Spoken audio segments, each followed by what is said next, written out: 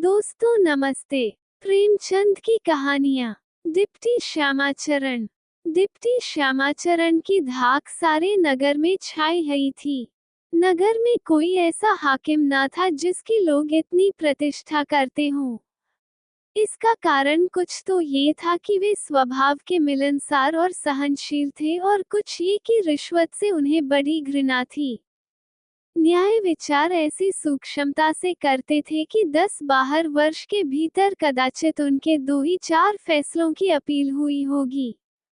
अंग्रेजी का एक अक्षर न जानते थे, परंतु बैरिस्टरों और वकीलों को भी उनकी नैतिक पहुंच और सूक्ष्मदर्शिता पर आश्चर्य होता था।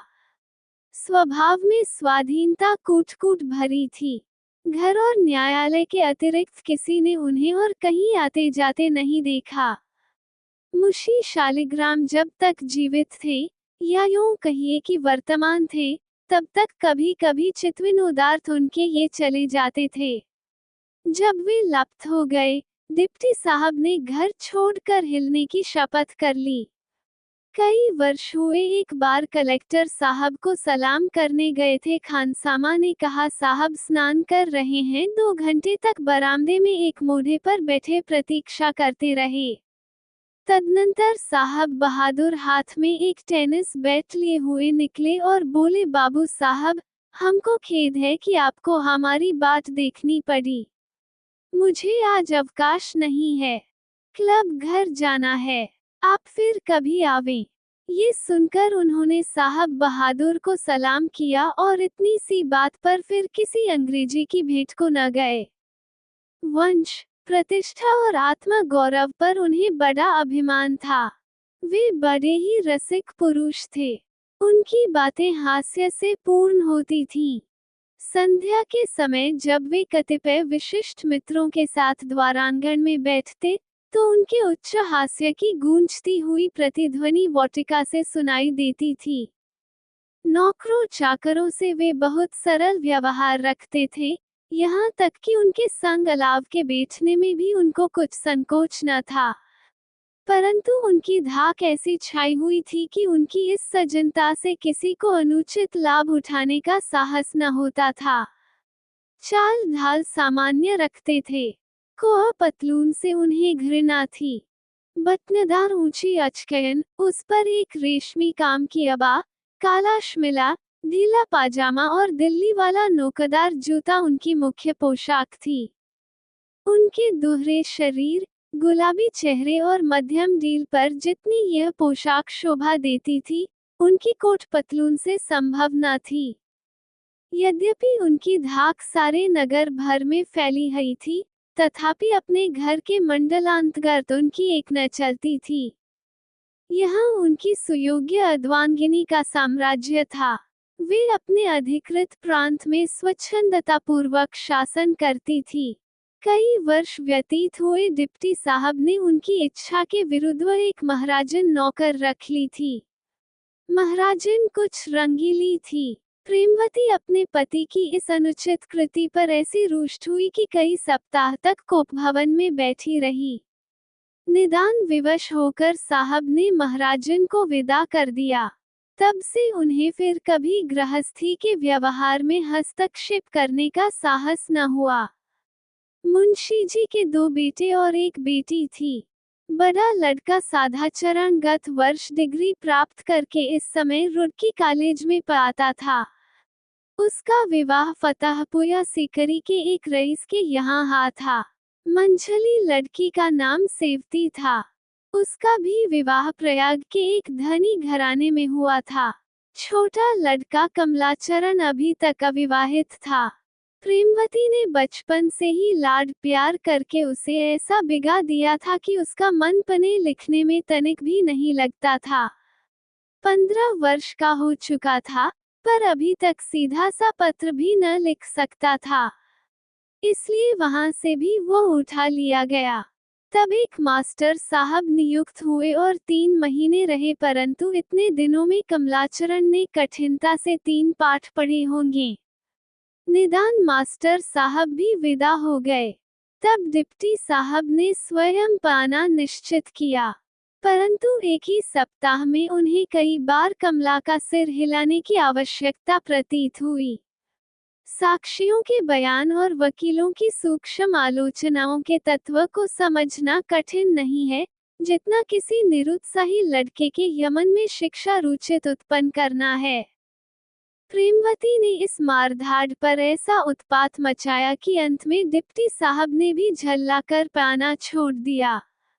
कमला कुछ ऐसा रूपवान, सुकुमार और मधुरभाषी था कि माता उसे सब लड़कों से अधिक चाहती थी। इस अनुचित लाड प्यार ने उसे पतंग, कबूतरबाजी और इसी प्रकार के अन्य कुव्यसनों का प्रेमी बना दिया था। सबरेहा और कबूतर उड़ाए जाने लगे, बटेरों के जोड़ छूटने लगे, संध्या आई और पंतग के लंबे लंबे पेच होने लगे। कुछ दिनों में जुए का भी चस्का पड़ चला था।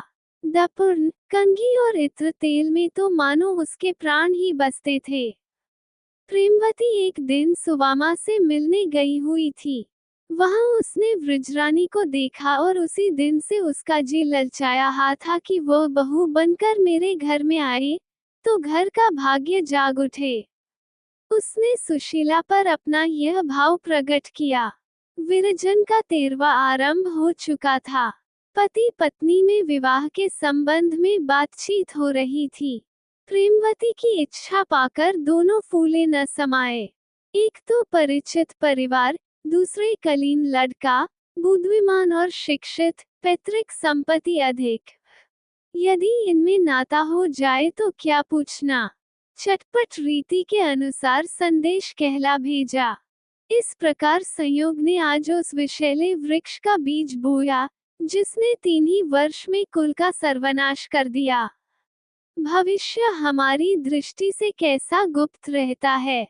ज्यों ही संदेशा पहुंचा, सास, नंद और बहू में बातें होने लगी। बहू, चंद्रा क्यों अम्मा? क्या आप इसी साल ब्याह करेगी? प्रेमवती, और क्या, तुम्हारे लालाली के मानने की देर है। बहू, कुछ तिलक दहेज भी ठहरा। प्रेमवती, तिलक दहेज ऐसी लड़कियों के लिए नहीं ठहराया जाता। जब तुला पर लड़की लड़के के बराबर नहीं ठहरती, तभी दहेज का पासंग बनाकर उसे बराबर कर देते हैं। हमारी वृजरानी कमला से बहुत भारी है। सेवती कुछ दिनों घर में खूब धूमधाम रहेगी। भाभी गीत गाएंगी, हम ढोल बजाएंगे। क्यों भाभी? चंद्रा, मुझे नाचना गाना नहीं आता। चंद्रा का स्वर कुछ भद्दा था, जब गाती, स्वर भंग हो जाता था, इसलिए उसे गाने से चिढ़ थी। सेवती, ये तो तुम आप ही करो, तुम्हारे गाने की तो संसार में धूम है। चंद्रा जल गई, तीखी होकर बोली, जिसे नाच गाकर दूसरों को लुभाना हो, वह नाचना गाना सीखे। सेवती, तुम तो तनिक सी हंसी में रूठ जाती हो। जरा वह गीत गाओ तो तुम तो श्याम बड़े बेखबर हो। इस समय सुनने को बहुत जी चाहता है। महीनों से तुम्हारा गाना नहीं सुना। चंद्रा, तुम ही गाओ, कोयल की तरह कूकती हो। सेवती, लो, अब तुम्हारी यही चाल अच्छी नहीं लगती। मेरी अच्छी भाभी, तनिक गाऊं। चंद्रमा, मैं इस समय न गाऊंगी। क्यों, मुझे कोई डोमनी समझ लिया है? सेवती, मैं तो बिन गीत सुने आज तुम्हारा पीछा न छोड़ूंगी।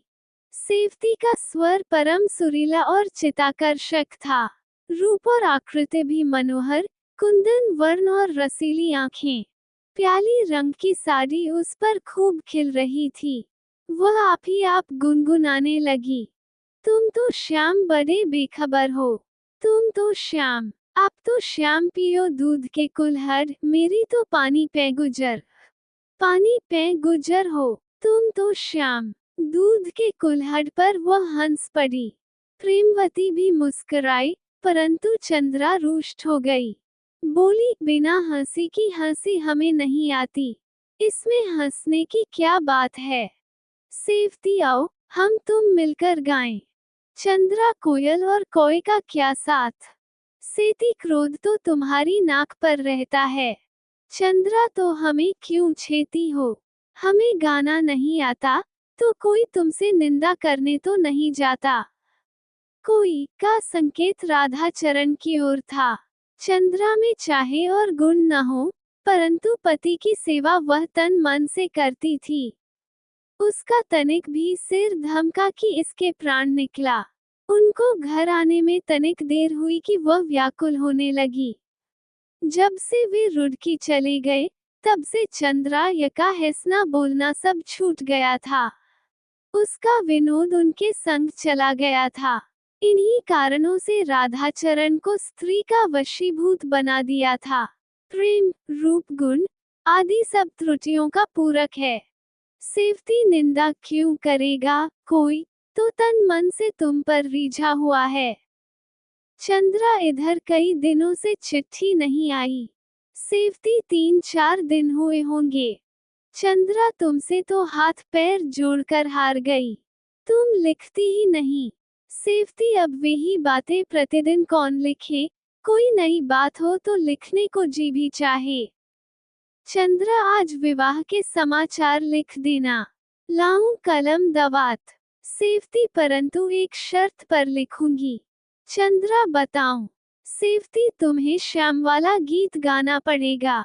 चंद्रा अच्छा गा दूंगी। हंसने को जी चाहता है न, हंस लेना। सेवती पहले गा दो तो लिखूं। चंद्रा न लिखोई, फिर बातें बनाने लगोगी। सेवती तुम्हारी शपथ, लिख दूंगी, गाओ।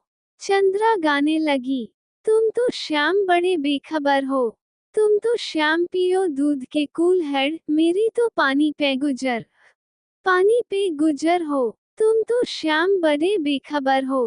अंतिम शब्द कुछ ऐसे बेसुरे निकले कि यही को रोकना कठिन हो गया। सेवती ने बहुत रोका पर न रुक सकी। हंसते हंसते पेट में बल पड़ गया। चंद्रा ने दूसरा पद गाया। आप तो श्याम रखो दो दो लुगैयो, मेरी तो आपी पे नजर हो। तुम तो श्याम लुगैया। पर सेवती हंसते हंसते लौट गई। चंद्रा ने सजल नेत्र होकर कहा अब तो बहुत हंस चुकी। लाऊं कागज। सेवती नहीं, नहीं, अभी तनिक हंस लेने दो। सेवती हंस रही थी कि बाबू कमलाचरण का बाहर से शुभागमन हुआ। 15-16 वर्ष की आयु थी। गोरा गोरा गेहुआ रंग, छरहरा शरीर, हंसमुख, भड़कीले वस्त्रों से शरीर को अलंकृत किए, इत्र में बसे, नेत्रों में सुरमा, अधर पर मुस्कान और हाथ में बुलबुल लिए आकर चारपाई पर बैठ गए। सेवती बोली, कमलू, मुंह मीठा कराऊं, तो तुम्हें ऐसे शुभ समाचार सुनाएं कि सुनते ही फड़क उठो। कमला, मुंह तो तुम्हारा आज अवश्य ही मीठा होगा। चाहे शुभ समाचार सुनाऊं, चाहे न सुनाऊं। आज इस पठे ने यह विजय प्राप्त की है कि लोग दंग रह गए। ये कहकर कमलाचरण ने बुलबुल को अंगूठे पर बिठा लिया। सेवती, मेरी खबर सुनते ही नाचने लगोगे। कमला, तो अच्छा है कि आप न सुनाइए। मैं तो आज यूं ही नाच रहा हूँ। इस पठे ने आज नाक रख ली। सारा नगर दंग रह गया। नवाब मुन्ने खां बहुत दिनों से मेरी आंखों में चढ़े हुए थे। एक पास होता है, मैं उधर से निकला, तो आप कहने लगे मियो, कोई पठा तैयार हो तो लाऊं, दो चौंच हो जाएं। ये कहकर आपने अपना पुराना बुलबुल दिखाया। मैंने कहा कृपा निधान, अभी तो नहीं, परंतु 1 मास में यदि ईश्वर चाहेगा तो आपसे अवश्य एक जोड़ होगी, और बद कराज। आगा शेरौली के अखाड़े में बदान ही ठहरी। पचाया 50 रुपए की बाजी थी।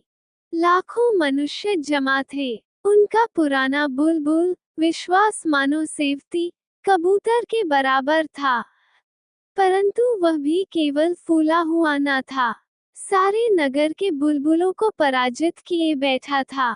बलपूर्वक लात चलाई, इसने बार बार नचाया और फिर झपटकर उसकी चोटी दबाई। उसने फिर चोट की, यह नीचे आया। चतुर्दिक कोलाहल मच गया, मार लिया।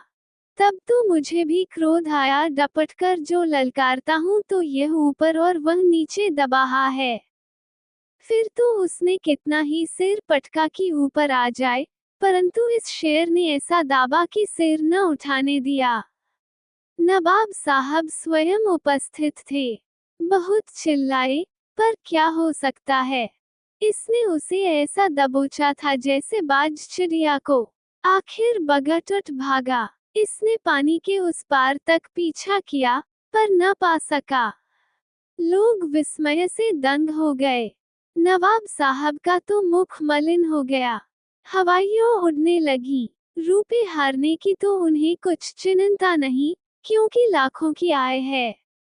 परंतु नगर में जो उनकी धाक जमी हुई थी, वह जाती रही। रोते हुए घर को सिधारे। सुनता हूँ, यहाँ से जाते ही उन्होंने अपने बुलबुल को जीवित ही गाड़ दिया। ये कहकर कमलाचरण ने जेब खनखनाई। सेवती, तो फिर खड़े क्या कर रहे हो? आगरे वाले की दुकान पर आदमी भेजो। कमला, तुम्हारे लिए क्या लाऊं, भाभी? सेवती, दूध के कुल्हड़। कमला, और भैया के लिए। सेवती, दो लुगैयों। ये कहकर दोनों ठहका मारकर हंसने लगे।